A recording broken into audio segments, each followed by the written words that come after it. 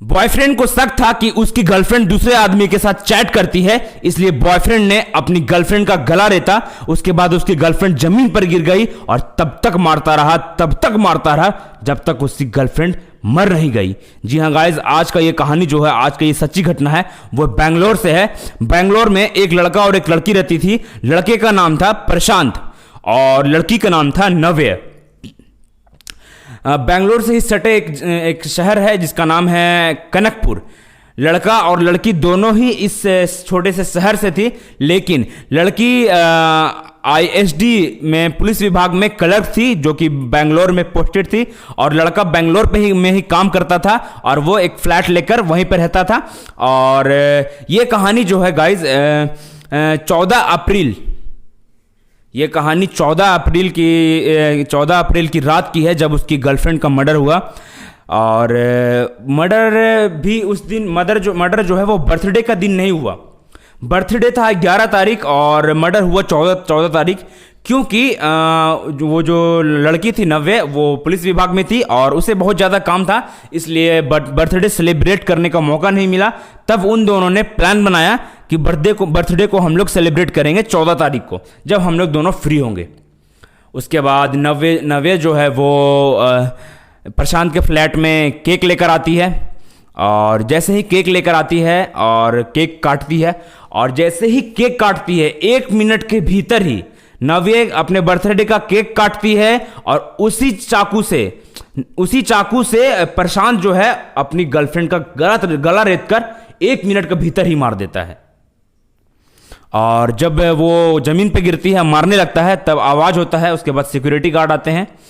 उसके बाद नव्य को हॉस्पिटल में एडमिट कराते हैं, लेकिन हॉस्पिटल में जो है वो डॉक्टर जो है उसे मृत घोषित कर देते हैं। उसके बाद पुलिस जो है प्रशांत को पकड़ती है। पकड़ने के बाद जब प्रशांत से पूछताछ करती है, तब प्रशांत ने सारा जो उसका मर्डर क्यों किया वो बताता है।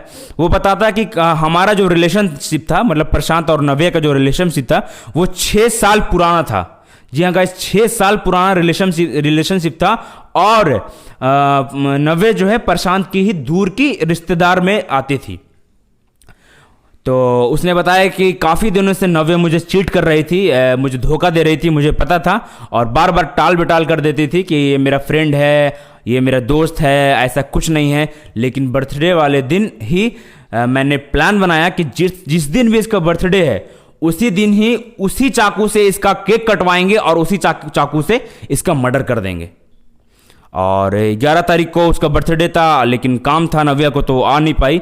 लेकिन 14 तारीख को नव्या को पता नहीं था कि जिस केक के साथ जिस चाकू को मैं केक को काटने के लिए लेकर जा रही है, उसी चाकू से मेरा मर्डर हो जाएगा।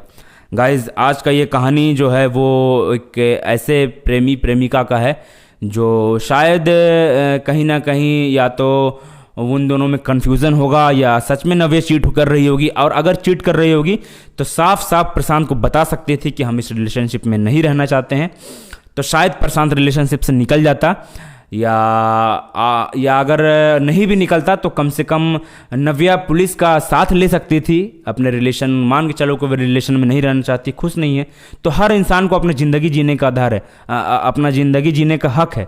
ठीक है, किसी का इमोशन होता है, उस चीज़ को समझ सकते हैं, लेकिन अगर कोई इंसान आपके साथ नहीं रहना चाहता है तो आप उसके साथ ज़बरदस्ती नहीं रह सकते हैं। और अगर ज़बरदस्ती रहिएगा भी तो कितना दिन रहिएगा, एक ना एक दिन आपको छोड़ना ही पड़ेगा उसका साथ। गाइस, आज का ये क्राइम स्टोरी यहीं तक है। मिलते हैं कल नए स्टोरी के साथ। तब तक अपना परिवार का ध्यान रखिए, और इस वीडियो को शेयर करना बिल्कुल भी मत भूलिएगा, क्योंकि आपके एक शेयर करने से शायद किसी लड़की का या किसी लड़के का इस वीडियो को देख करके आँख खुल जाए। क्योंकि ज़िंदगी, एक लड़का जो मर्डर कर दिया उसके लिए ज़िंदगी बहुत बड़ा था। हो सकती है नव्या से अच्छा लड़की उसको मिल जाती, लेकिन उसने ऐसा सोचा नहीं और उसका मर्डर कर दिया। ठीक है, मिलते हैं नए क्राइम स्टोरी के साथ। तब तक अपना परिवार का ध्यान रखिए। जय हिंद।